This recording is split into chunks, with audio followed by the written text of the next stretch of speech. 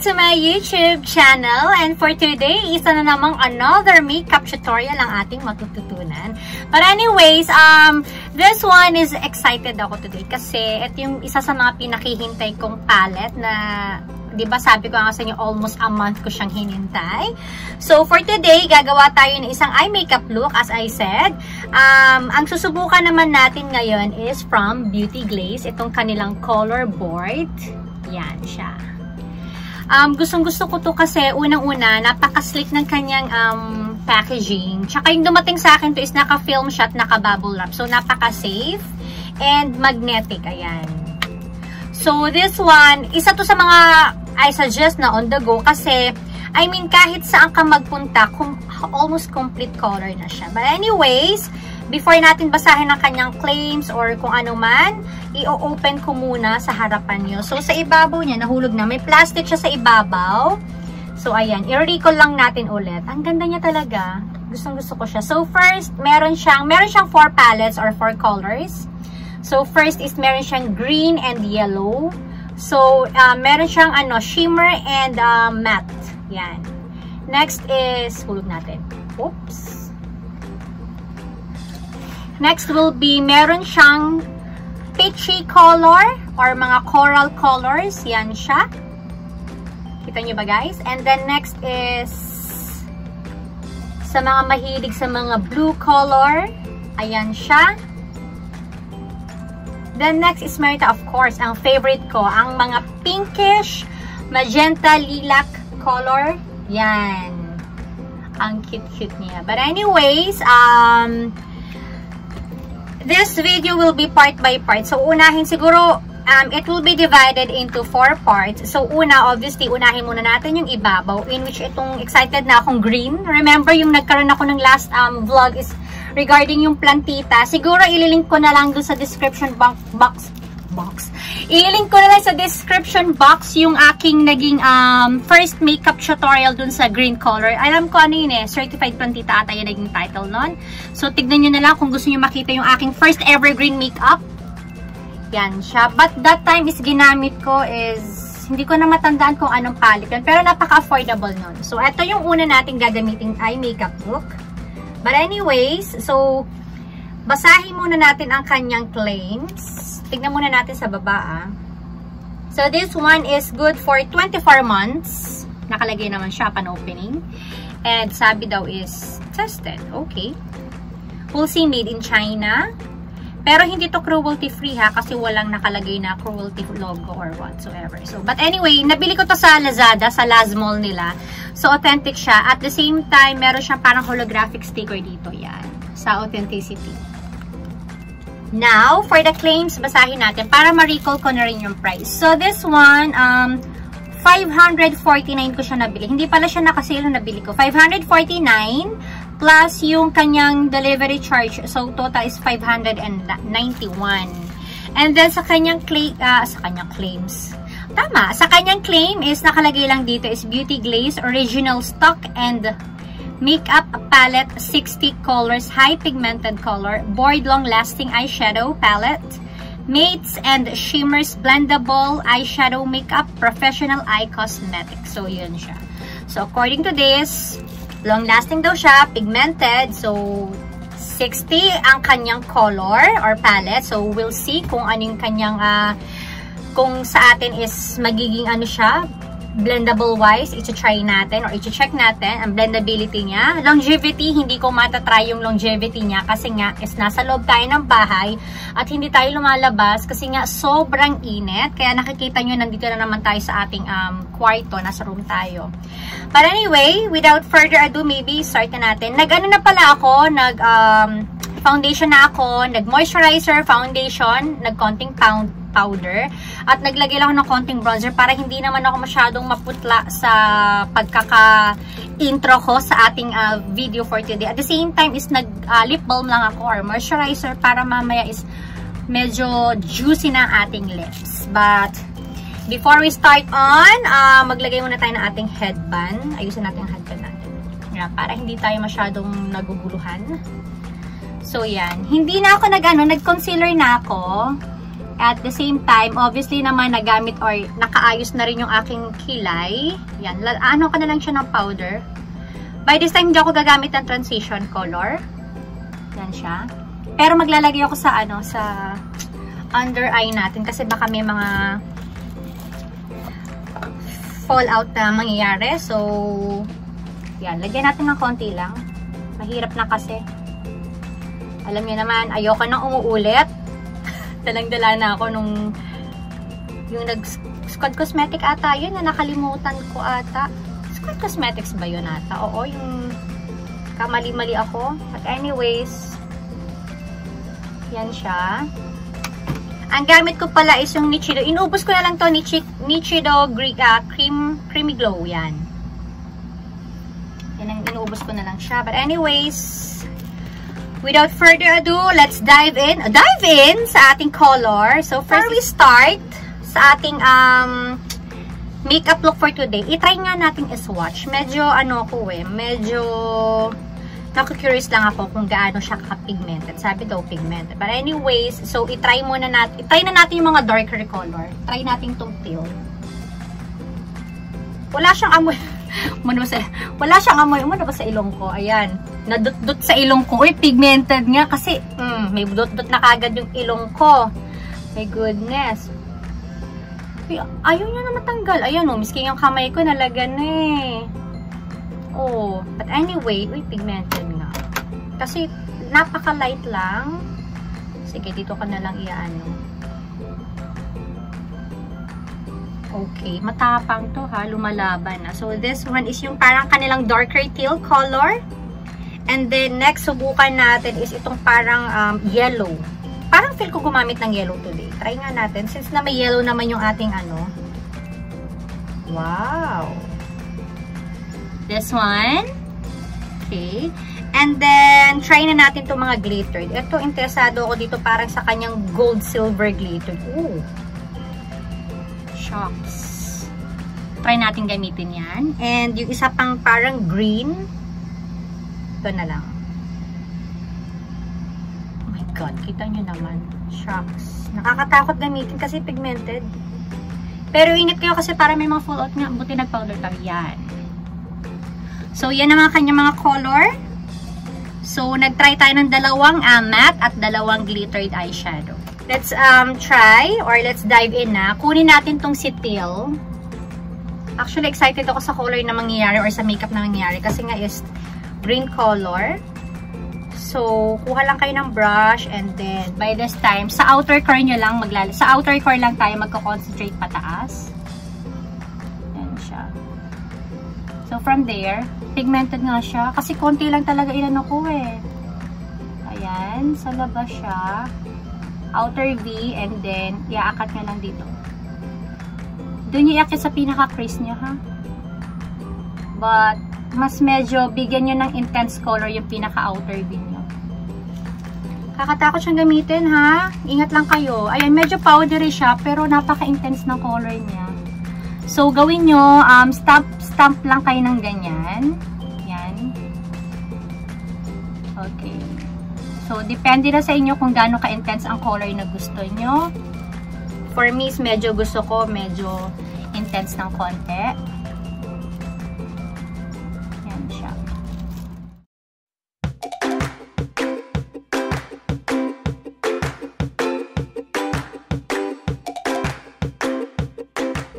Okay, so yan. And then, pag okay na kayo kung gaano ka-intense ang color nyo, sa akin okay na yan. Yung parang remaining lang is i-drag nyo pataas doon sa may pinaka-crease nyo. Sa crease mismo nyo. Kasi mamaya papatungan pa natin yan. So, paloob nyo lang. Blend nyo lang paloob. Again, nag-concealer na ako. At saka nag-powder na, di ba? Nakita nyo naman. So, yan lang siya. Ang pigmented niya.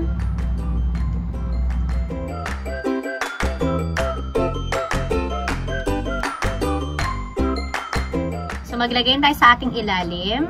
Ganyan lang.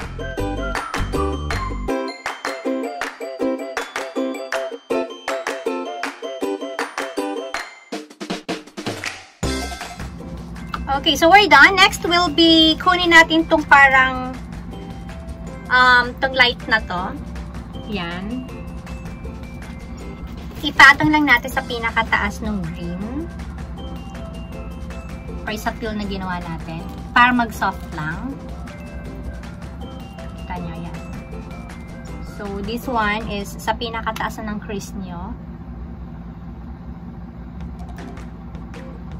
Kita nyo guys.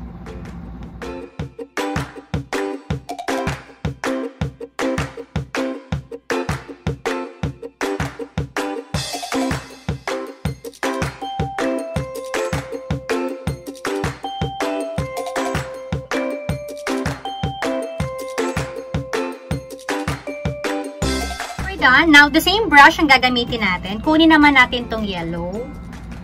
Yan. Kunin natin yan. Same brush pa rin ha. And then, ipapatong ko lang doon sa pinaka ibabaw ng pinagblenda natin. So, mangyayari is para siyang meron siyang transition from light to mid color na green and then to the dark color. So, ganyan lang.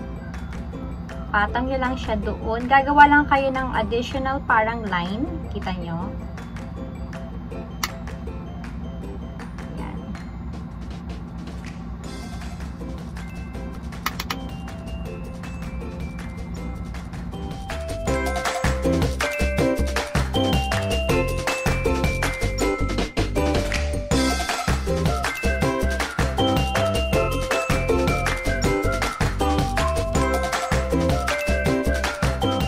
Kuha kayo ng clean brush and then i-ano nyo lang, i-blend nyo lang ulit.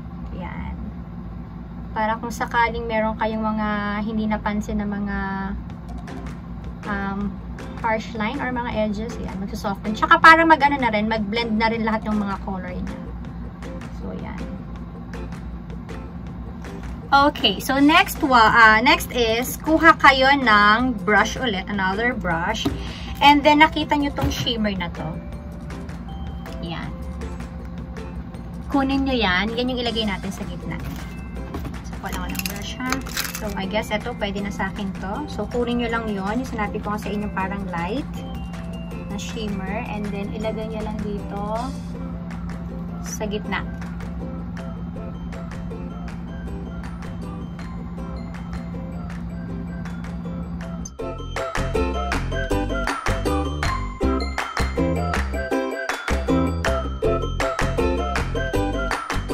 Okay, so we're done. And then, kunin nyo yung katabi niya, itong darker shimmer.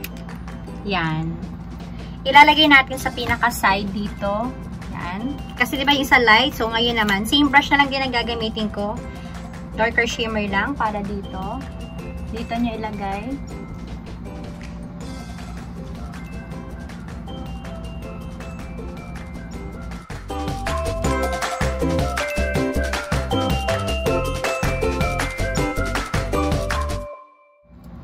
Okay, so okay na ako dyan. And then, balikan natin yung tail. Kanina, yung unang nilagay natin sa pinaka-dark natin. Ito.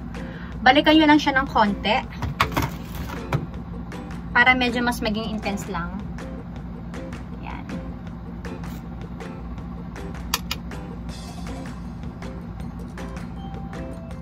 Okay, then after nan, ito yung pinaka-exciting part. Kunin natin si glittered.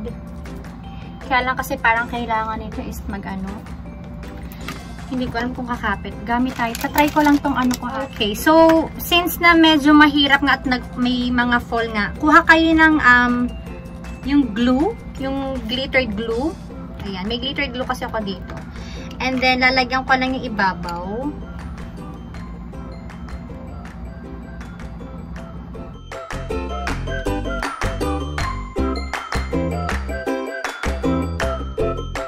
So, kuha na tayo ng brush para dun sa ating glitter. Kunin natin tong ano. Itong light muna natin to. Yan. Kunin natin yan. At yun yung ilalagay natin sa pinaka-front.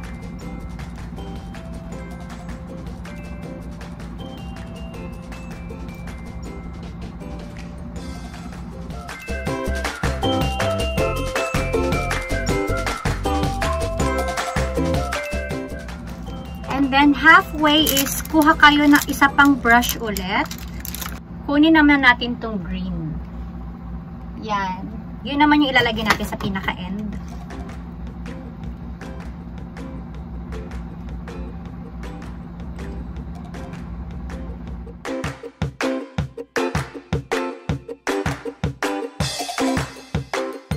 Okay guys, so okay na ako. Ang ganda niya actually. Ewan ko kung na-justify dyan sa camera. But ayan, ipipikit ko. Tignan nyo maigi. Ang ganda niya. Yun nga lang, medyo ingat kayo kasi baka pumasok sa eyes nyo. Kaya pag nag-glue kayo is medyo dahan-dahan lang. At huwag nyo masyadong kakapalan yung glue nyo kasi baka, mabilis matuyo at hindi nyo mahabol. Lalo na pag nandito kayo sa malamig na place ka. Kasi naka-aircon no, kaya madaling matuyo yung pinaka-glue. But anyway, i-continue na natin yung ating lower lash. So, kanina, di ba ginamit natin yung dark? Ngayon, gamitin naman natin tong, tong light shimmer. Yan. I-mix lang natin. But by this time, hanggang doon sa pinaka-inner core, or inner na dito. Yan.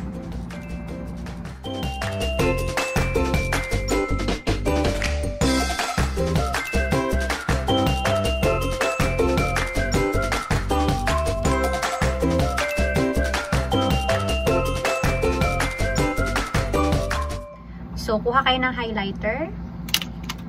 Gamit ko si Vice Cosmetics na Splendid. Yan. Then, maglagay lang kayo sa pinakaibabaw ng inyong, yan, dyan, brow bone. Yan lang siya.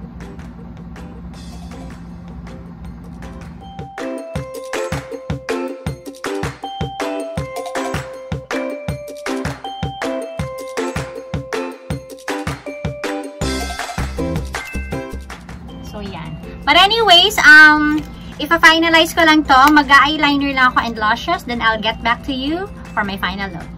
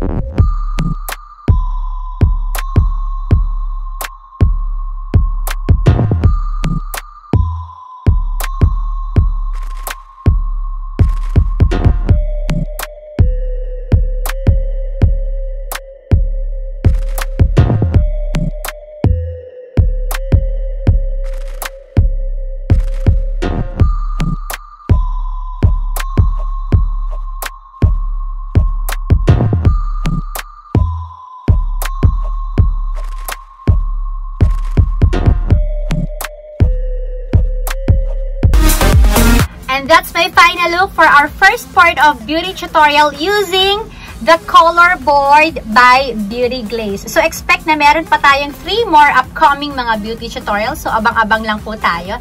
And if you enjoy my video today, don't forget to like, share, and subscribe. And don't forget to hit the notification bell para mas updated kayo sa aking mga upcoming videos. So I'll see you again next, guys, from my next vlog. This has been Jelay signing up for today. Thank you and God bless you all. Bye everyone. See you on my next vlog.